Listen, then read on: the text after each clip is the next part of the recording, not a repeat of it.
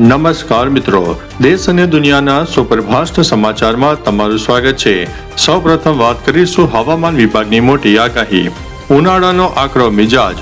ગુજરાતમાં ગરમીનું પ્રમાણ સતત વધી રહ્યું છે। આજે અને આવતીકાલે રાજ્યના મોટા ભાગના શહેરોમાં તાપમાન 43 થી 44 ડિગ્રીની આસપાસ પહોંચવાની શક્યતા હોવાથી તંત્ર દ્વારા સાવચેત રહેવા માટે અપીલ કરવામાં આવી છે। अन्य महत्वना समाचारनी बात करिए तो राज्य में भाजपનું वर्चस्व। गुजरातनी तमाम 15 महानगरपालिकाओं जेमां नवी बनेली आणंद અને નડિયાદ સહિતમાં ભાજપે જીત મેળવી છે। કુલ 34 જિલ્લા પંચાયતોમાંથી 33 ઉપર ભાજપે કબજો કર્યો છે। મિત્રો, અન્ય મહત્વના સમાચારની વાત કરીએ તો મધ્ય ગુજરાતના આંકલાવમાં ભાજપનો પરાજય થયો છે। આણંદના આંકલાવ તાલુકા પંચાયતમાં ભાજપને મોટો ફટકો પડ્યો છે।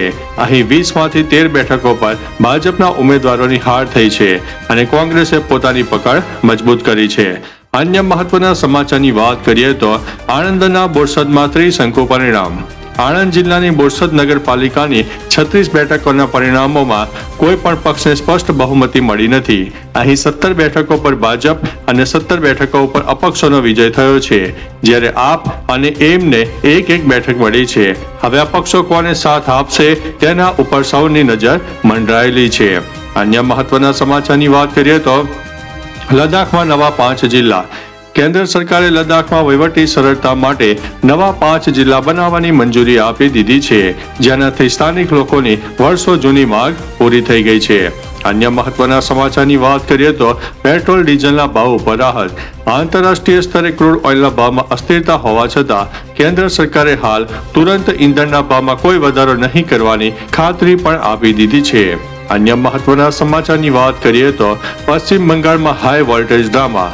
બંગાળમાં આજે બીજા તબક્કાનું મતદાન છે, જેમાં ભવાનીપુર બેઠક પર મુખ્યમંત્રી મમતા બેનર્જી અને સુવેન્દુ અધિકારી વચ્ચે કાંટાની ટક્કર જોવા મળી રહી છે।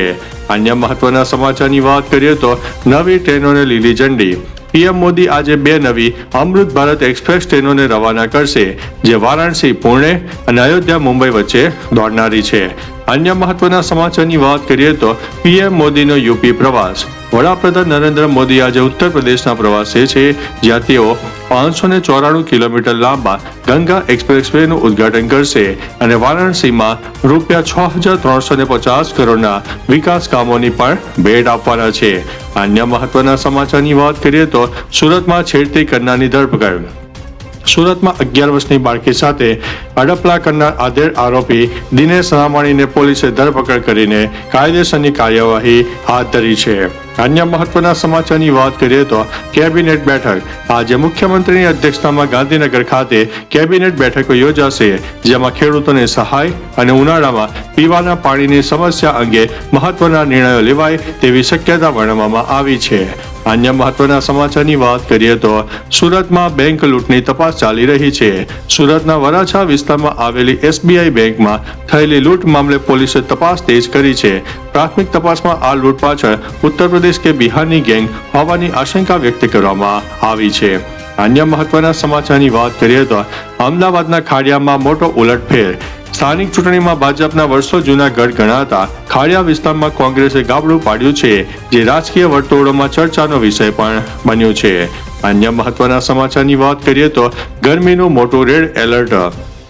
હવામાન વિભાગે આજે ગુજરાતના અનેક શહેરોમાં તાપમાન 44 ડિગ્રીને પાર થવાની આગાહી કરી છે।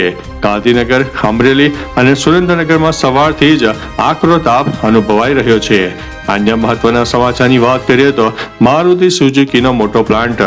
મારુતિ સુઝુકી ગુજરાત પર નવા પ્લાન્ટ માટે ₹10,000 કરોડનું રોકાણ કરવાની તૈયારીઓ કરી રહ્યું છે, જેનાથી રોજગારીની નવી તકો પણ ઊભી થશે। અન્ય મહત્વના સમાચારની વાત કરીએ તો એશિયાટિક બસ્ટર્ડ બચ્ચાનો જન્મ। ગુજરાતમાં 1 દાયકા બાદ પ્રથમ વખત ગ્રેટ ઇન્ડિયન બસ્ટર્ડ પક્ષીના બચ્ચાનો જન્મ થયો છે, જે પર્યાવરણ પ્રેમીઓ માટે સારા સમાચાર માનવામાં આવે છે। અન્ય મહત્વના સમાચારની વાત કરીએ તો ગરમીનો પ્રકોપ। રાજકોટ 43.6 ડિગ્રી સાથે રાજ્યનું સૌથી ગરમ શહેર રહ્યું છે, જ્યારે અમદાવાદમાં પારો 43.2 ડિગ્રીની આસપાસ નોંધાયો છે। આગામી 4 દિવસમાં તાપમાનમાં હજુ પણ 2 થી 3 ડિગ્રીનો ઘટાડો થવાની સંભાવના છે। અન્ય મહત્વના સમાચારની વાત કરીએ તો આઈપીએલ સટ્ટાબાજીનું રેકેટ ઝડપાયું. ગુજરાતમાં આંતરરાજ્ય આઈપીએલ સટ્ટાબાજી કરતી ગેંગના 5 સભ્યોની ધરપકડ કરવામાં આવી છે અને તેમની પાસેથી રૂપિયા 3.92 કરોડની રોકડ રકમ જપ્ત કરવામાં આવી છે. અન્ય મહત્વના સમાચારની વાત કરીએ તો વલસાડમાં અકસ્માત. વલસાડ જિલ્લામાં એક વાન પલટી ખાઈ જતા ગમખ્વાર અકસ્માત સર્જાયો છે, જેમાં 6 લોકોના કરુણ મોત થયા હોવાના મોટા અહેવાલો મળી રહ્યા છે. અન્ય મહત્વના સમાચારની વાત કરીએ તો આપની નર્મદામાં જીત. રાજ્યમાં ભાજપની લહેર વચ્ચે પણ આમ આદમી પાર્ટીએ નર્મદા જિલ્લા પંચાયતમાં 22માંથી 15 બેઠકો જીતીને સત્તા મેળવી લીધી છે. અન્ય મહત્વના સમાચારની વાત કરીએ તો ભાજપનો ઐતિહાસિક સ્વીપ. ગુજરાત સ્થાનિક સ્વરાજ્યની ચૂંટણીમાં ભાજપે તમામ 15 મહાનગરપાલિકાઓ અને 33 જિલ્લા પંચાયતોમાં વિજય મેળવીને પોતાનું વર્ચસ્વ જાળવી રાખ્યું છે. અન્ય મહત્વના સમાચારની વાત કરીએ તો ઈરાન અને અમેરિકા વચ્ચે તણાવ. ઈરાને અમેરિકાની માગણીઓને નકારી કાઢી છે અને સ્પષ્ટ કર્યું છે કે તેઓ કોઈ પણ દબાણ હેઠળ આવશે નહીં, જેના કારણે વૈશ્વિક બજારમાં ક્રૂડ ઓઇલના ભાવમાં વધારો થઈ શકે છે. અન્ય મહત્વના સમાચારની વાત કરીએ તો સુનામીનું સાયરનનું પરીક્ષણ. આંદામાન અને નિકોબાર ટાપુઓ પર આજે અને આવતીકાલે સુનામી વોર્નિંગ સાયરનનું પરીક્ષણ કરવામાં આવશે, જે ડિઝાસ્ટર મેનેજમેન્ટનો એક ભાગ રહેનારો છે. અન્ય મહત્વના સમાચારની વાત કરીએ તો થોમસ કપ બેડમિન્ટન. ભારત અને ચીન વચ્ચે આજે થોમસ કપમાં મહામુકાબલો ખેલાશે. ભારતીય ટીમ ચીન સામેનો ઇતિહાસ બદલવા માટે મેદાનમાં ઉતરશે. અન્ય મહત્વના સમાચારની વાત કરીએ તો ખેતીમાં એઆઈનો ઉપયોગ. ભારત સરકાર દ્વારા નેશનલ લર્નિંગ વીક અંતર્ગત સરકારી કર્મચારીઓ અને ખેતી ક્ષેત્રે આર્ટિફિશિયલ ઇન્ટેલિજન્સના ઉપયોગ પર ભાર મૂકવામાં આવી રહ્યો છે. તો ચાલો મિત્રો, ફરીથી દેશ અને દુનિયાના સુપરફાસ્ટ સમાચાર લઈને મળતા રહીશું. ત્યાં સુધી અમને રજા આપશો. નમસ્તે.